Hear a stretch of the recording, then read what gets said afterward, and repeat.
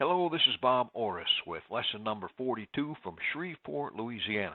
Shreveport is a great city in northern Louisiana. Got a lot of things to do there, a lot of things to see. One of the things they're known for is raising alligators.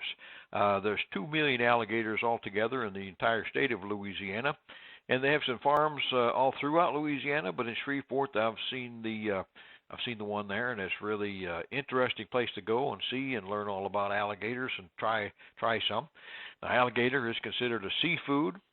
They do farm raise them, and if they process them, they have to be processed in a USDA facility, so they're they're going to be safe to eat.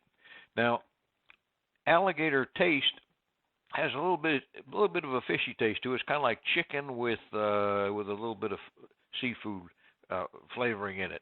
So the best way to prepare it, or the best way to order it in a restaurant, is with something in it that will kind of give it another taste, kind of disguise that little bit of chicken fish taste. But they're excellent. They got an excellent texture, and they're really fun to eat. And you got the bragging rights of saying I had some alligator meat, but put a little pepper and pineapple with it, like here, with some onions, and it's great. It also comes in nuggets, alligator nuggets, which are good to have a little dipping sauce there. And they're tender, they're tasty, and they're fun to eat. So try some ribs. I've had these ribs before, and that barbecue sauce on there. The ribs are nice and tender. It's a healthy meat, so there's not a lot of fat in there, but the taste and the barbecue sauce really make up for it. So alligators, alive and well in Shreveport, Louisiana. If you're ever going down through anywhere in the South, you'll be able to get some alligator meat and try it. It's really fun to eat. Lesson number 42, how do you use the choice close setup? Now, everybody's heard of the choice setup, or the choice close. That's where you take two products and say, well, would you rather have the 12 ounce or the 18 ounce? Would you rather have a Monday or a Wednesday delivery? But with the setup, it uses another element. It uses contrast. So now you're bringing in, let's say you're bringing in ham to show your customer.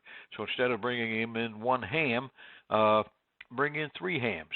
You have a real expensive ham, you have a real low-end ham, and you have the one that they would obviously want to buy. And what you're doing is you're making the choice easy for them.